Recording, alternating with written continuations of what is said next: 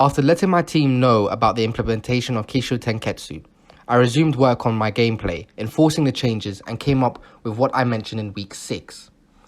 My first task was to work on a goalkeeper AI. I had to make it so when you kick the ball, a random animation will occur on the keeper, attempting to save the ball. These were dive left, stay in the middle, or dive right. Making the animations was tricky, as getting the right motion of keeper diving was pretty challenging. I watched a few videos on YouTube of the motions of real-life goalkeepers and tried to replicate that onto Unity.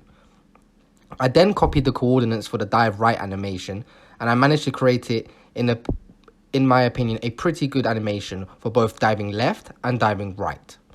My biggest problem, however, came towards the end of the week, which was triggering a random animation each time you shot.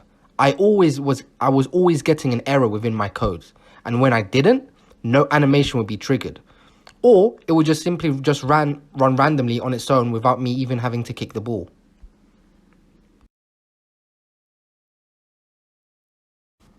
Week 8 came and I was unable to follow my plan as I was still stuck on my coding problem from the week before, in week 7.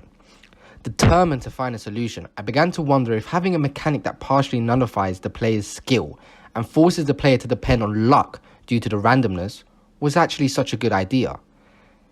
In fact, when I thought about it, this was contradictory to my design of Kishu Tenketsu, and therefore it became abundantly clear that this random element was completely counterintuitive to have in my game in the first place. So I came up with an easier and better solution for all this mess, which was to simply make the keeper dive left if you shot left and right if you shot right.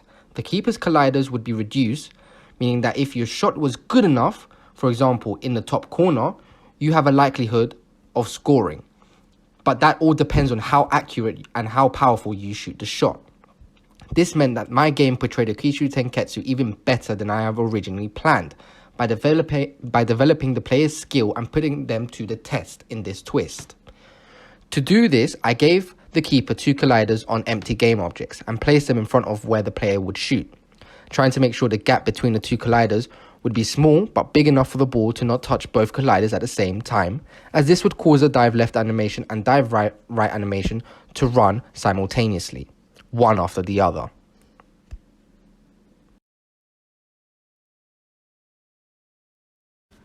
During week 9, I started to implement my game management scripts into my goalkeeper scene.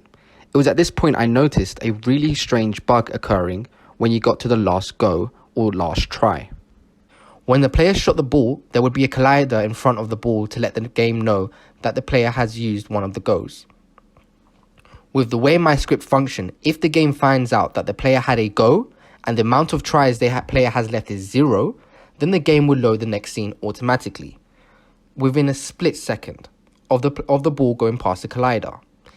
This will occur all before the ball has even reached the goal.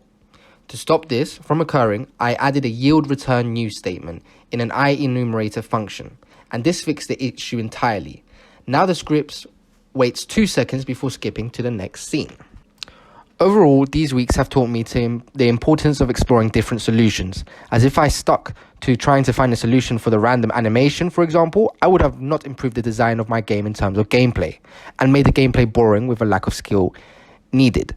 It also allowed me to expand my knowledge in new forms of statements for scripts, such as the yield return new statement.